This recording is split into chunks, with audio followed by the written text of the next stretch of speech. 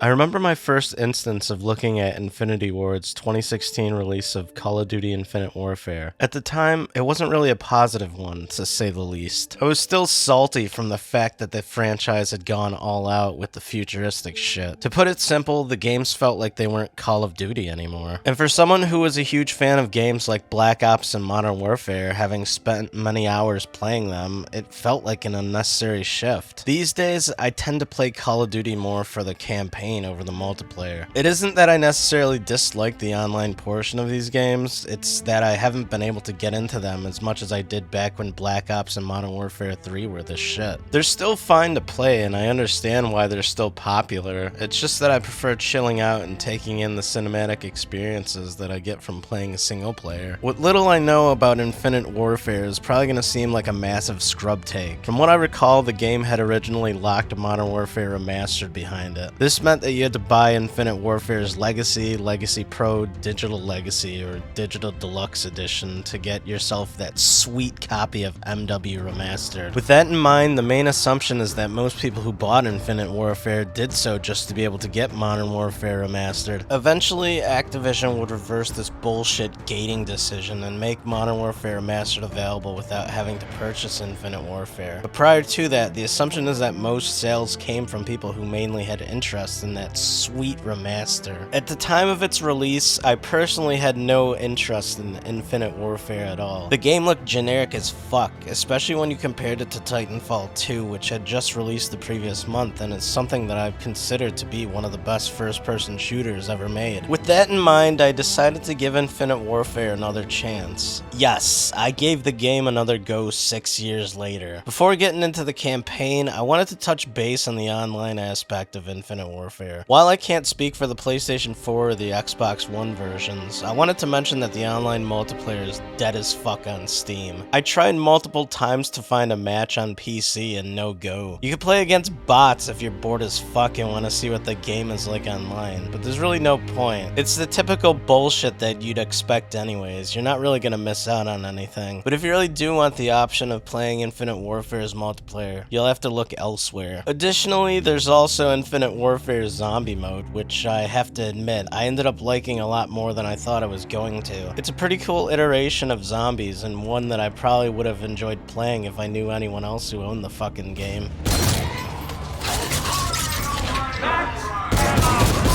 Anyways, it doesn't really matter because I wanted to focus on the campaign with this video. Looking at Infinite Warfare years later, I didn't really think this shit was all that bad. You start out with a light prologue introducing you to the game's setting, where you're tasked with recovering a weapon prototype. You play as a dude named Wolf, whose crew gets absolutely fucked by Kit Harington within the game's first half hour. This scene is used as a way to show off who the big baddie is and who you're gonna be fucking with for the next 5 or 6 hours. For the rest of the campaign onwards, you play as Nick Reyes, which wipes out any feeling of actually giving a shit about any of the dudes that you just witnessed die in the introduction. The trend that I noticed with Infinite Warfare is that a lot of shit happens really fucking fast. One minute you're talking to some fucking dude, and then the next minute a city is being attacked and you're gunning down SDF assholes and robots. There's a lot of on your toes reacting to the constant shifting between shit happening left and right. It's like you're in space getting sick as fuck shooting ships, and then you're inside another ship killing some more dudes. The variety is there, and you could tell that Infinity Ward was actually intent on creating a genuinely memorable experience. My big issue is that there is so much shit that happens so fucking fast that you don't really get to take it all in. It feels chaotic and sometimes messy. However, that's not something I'd consider to be a huge issue. The constant action keeps the player into the game, and mechanically, things like the gunplay and the interesting gadgets keep the pace fun to the point where you want to keep going anyways. Eventually, the fast-paced action does slow down, and you're given a breather once you reach a certain part of the game. This is where Infinite Warfare separates itself a bit more from its linear predecessors. Here, you have the option of selecting different missions which divert away from the main campaign a bit. They can reward you with different things to make the playthrough easier. For example, your perks, different guns for yourself and your ships, etc. When I hit this point of the game, I was a bit shocked shocked, as I didn't really expect much different than everything that I had initially endured. There's also a sense of slight relaxation after the amount of fucking chaotic shit going on. There's also something a bit serene about the ship itself. Being able to walk around after every mission, see your crew in different positions doing different shit was definitely a surprise. I honestly expected everything to be static and repeated, but Infinity Ward actually put a bit more attention to detail than I imagined they would have. Similarly, something like this was actually used in Black Ops Cold War, though in that game you have a bit more to do considering you could go and play old arcade games like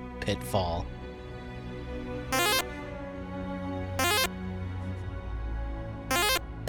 What's also crazy is the amount of times that I had to remind myself that I was playing a Call of Duty game too. Seriously, with the amount of aerial warfare shit going on, you could easily assume that this shit is anything other than a fucking Call of Duty. The amount of outer space dogfighting and futuristic shit barely resemble any past games in the series that I could think of. That being said, this also feels kind of detrimental towards the identity of Call of Duty. Yeah, Infinite Warfare is trying to be different, but aside from the gunplay, it's hard as fuck to tell that this is even part of the Call of Duty franchise. Sure, it's unique, but it's so far beyond what I've expected, being someone mostly familiar with the boots on the ground stylized games. If I had anything else to say, it would be mostly regarding the missions. A few of them stood out more than others, but the one that I actually liked the most was Operation Dark Quarry. I honestly felt as though this level was incredibly well designed, and the whole robots going berserk and killing their crew seemed outside of the norm compared to the amount of shit that I endured hours prior to this.